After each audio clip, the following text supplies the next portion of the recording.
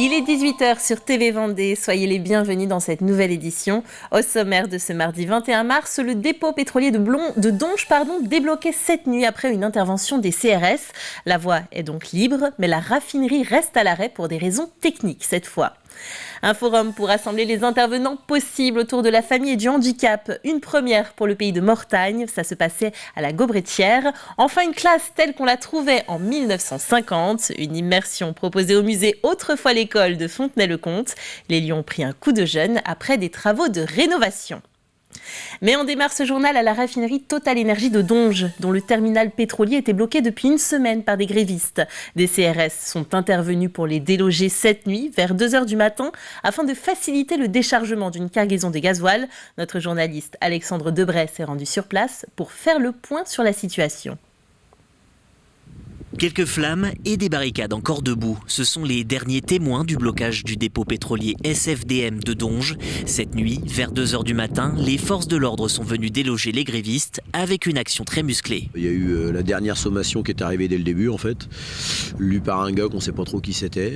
Voilà. Et donc, il n'y a pas eu forcément trop le temps d'échanger ni de discuter. Ils nous ont chargés et puis voilà. Donc il y a eu quelques coups, il y a eu quelques tirs de flashball et puis beaucoup de lacrymogènes. Ils nous ont repoussés sur presque 2 km, ça a duré 2 heures l'affaire. L'évacuation a permis à un premier pétrolier de décharger sa cargaison du pétrole raffiné.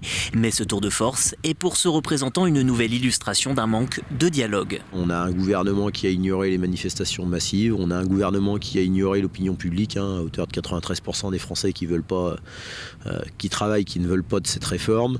Il a ignoré le débat parlementaire, il a ignoré les échanges avec les organisations syndicales et puis voilà, quand on prend l'option de la grève et d'une action un peu plus dure parce qu'on n'a pas d'autre choix pour essayer de le faire réagir, on est délogé comme des criminels. À quelques mètres, le piquet de grève de la raffinerie de Donges se maintient avec plusieurs actions quotidiennes.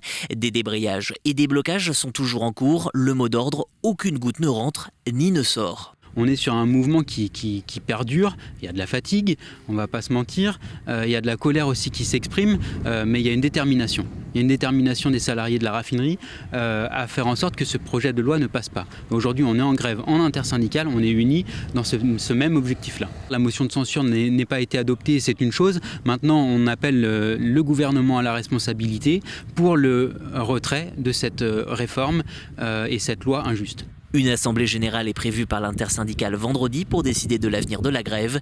Côté station essence, des pénuries pourraient avoir lieu dans les prochains jours si la situation ne se débloque pas. Des démonstrations de colère partout en France observées du haut de l'Assemblée nationale. Au lendemain du rejet des motions de censure contre le 49.3 du gouvernement, nous avons contacté Véronique Besse, députée de la 4e circonscription de la Vendée. L'élu d'hiver droite a pour sa part voté pour la motion de censure du groupe LIO. Moi, je ne veux pas jouer un rôle de figurant, de ne pas faire de la figuration. Je veux vraiment pouvoir m'exprimer en mon âme et conscience et pouvoir être encore une fois le porte-parole de ceux et celles qui m'ont élu. Et donc, ce 49.3 était la goutte d'eau. Les députés n'ont pas été respectés. Et je pense que c'est vraiment un gros problème, ce déni de démocratie. On ne sait pas comment les choses vont évoluer. Jeudi dernier, si on avait voté à la place du 49.3, on n'en serait pas là dans la violence du pays aujourd'hui. C'est-à-dire qu'il y aurait eu un respect des urnes et du vote des parlementaires. Une autre polémique qui a fait couler beaucoup d'encre, l'affaire Clarisse Kremer, la navigatrice débarquée par Banque Populaire.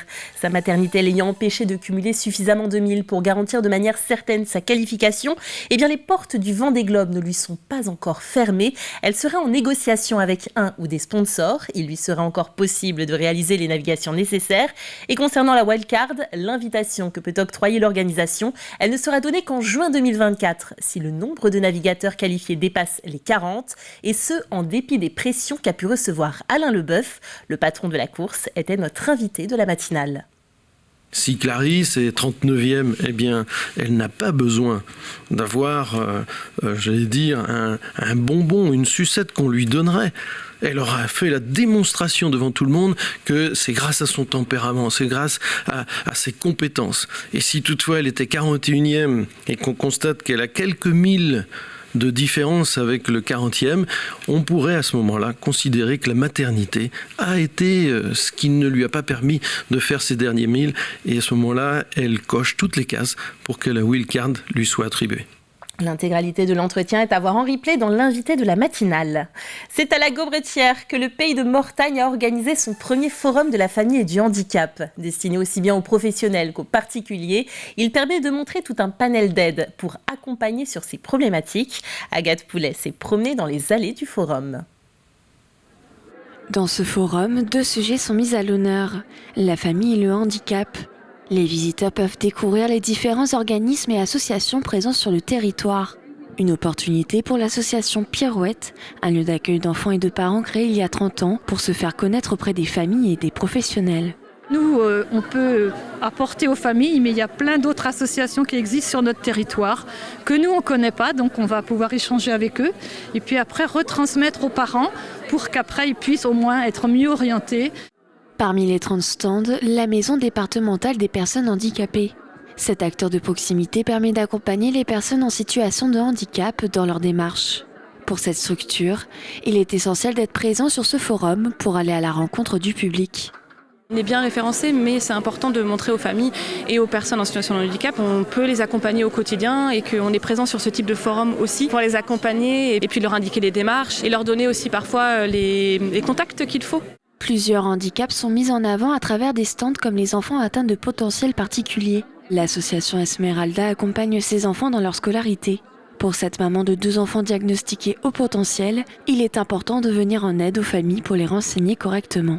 On a été nous-mêmes sur une longue errance médicale et on s'est dit qu'on ne devait pas être les 2 seuls à qui ça arrivait. Et notre idée à la base, c'était de créer un accompagnement qu'on ne trouvait pas. On sait très bien la difficulté, ce que c'est. Nous, aujourd'hui, on a la chance d'être reconnus sur le territoire et d'avoir une force de réseau sur lesquels on peut s'appuyer. Et c'est vraiment en parler. Pour le Pays de Mortagne, l'objectif est de coordonner les acteurs de la famille et du handicap, mais aussi de mieux informer les familles sur les différentes ressources existantes. Le forum côté handicap était déjà d'avoir un accès à une première information, une première orientation, notamment quand la famille n'a pas encore une reconnaissance pour l'enfant, une reconnaissance handicap, et qu'elle ne sait pas trop vers qui se tourner. Donc elle peut parfois être baladée de porte en porte. Et là, sur ce forum, l'idée c'est de trouver le premier interlocuteur. La Vendée compte 55 000 personnes en situation de handicap. Chaque année, la Maison départementale des personnes handicapées reçoit près de 35 000 dossiers pour des premières demandes et des renouvellements. Alors que le printemps du livre de Montaigu s'ouvre ce samedi, le livre qui a remporté le prix Ouest 2023 a été dévoilé. Il s'agit de Gwenaëlle Robert avec Sous les feux d'artifice. L'auteur recevra son prix lors de l'inauguration du festival. Elle remportera en outre une dotation de 5 000 € attribuée par Terre de Montaigu et une couverture promotionnelle pour son ouvrage.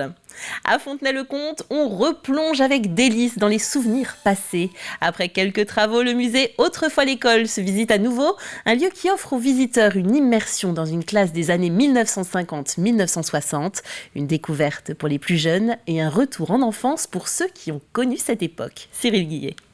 J'ai fait l'école à Marceau-Breteau, si vous avez entendu parler du groupe scolaire Marceau-Breteau, et j'ai également fait l'école plus tard au collège François Viette.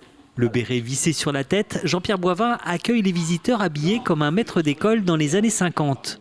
Instituteur à la retraite, il fait partie des 6 guides qui animent ce petit musée. Ici, c'est une reconstitution. Et donc, cette reconstitution, elle vient de classes qui ont été fermées et abandonnées aux alentours des années 1960. Parmi les objets les plus anciens exposés ici, il y a ce dortoir et ces lits datés du 19e siècle, tout droit venus de Boin. Alors donc vous voyez que c'était des lits doubles, que ces lits doubles possédaient la tête en haut pour que les enfants dorment bien. Et parmi les objets insolites présents dans ce musée, il y a cette oeillette qui initialement servait à laver le sol de la classe. Et alors il y avait des instituteurs qui étaient un petit peu vicieux, qui faisaient écrire les enfants avec l'œillette. Alors, allez, tu me fais un L, voilà. Et puis tu me fais un S, voilà. Oh, c'est pas très propre. Il faudra me le nettoyer. Montre-moi tes doigts. Les punitions, c'était au coin, le bonnet d'âne, Sinon, après, c'est dans certaines écoles, ils balancent la craie. Et après toutes ces explications, petits et grands ont pu s'essayer à l'écriture à la plume. On a écrit, je me suis mis un peu d'encre partout. C'est pas comme un stylo bic, c'est plus compliqué, c'est une écriture précaire. Le décalage est grand entre l'école des années 1950 et aujourd'hui. Et ce n'est pas Jean-Pierre qui nous dira le contraire. Je vais même vous dire quelque chose, mais enfin, il faudrait peut-être pas que vous le répétiez. On avait droit à la bouteille de vin. C'était souvent une petite bouteille de sirop avec de l'eau et puis coloration vin. Mais moi, on avait droit à ce genre de choses, quoi. Le musée Autrefois l'école ouvrira ses portes au public le samedi 25 mars et le mercredi 19 avril de 15h à 17h. Des visites sont aussi organisées à la demande. Et on se quitte avec la météo de ce mercredi. Après une accalmie, une perturbation s'approche à nouveau. Le ciel sans nuages et les premières pluies arroseront les îles. Le vent de sud à sud-ouest se lèvera et pourra souffler, vous le voyez, jusqu'à 65 km/h. La douceur va en tout cas rester. Nous atteindrons 12 degrés sur les côtes et 11 un peu plus dans les terres. Et l'humidité va continuer pour le reste de la semaine. Ainsi s'achève cette édition. Merci de l'avoir suivi avec nous. L'intégralité des reportages, vous le savez, est à retrouver sur notre site internet tvvendée.fr. Passez une belle soirée et à bientôt sur TV Vendée.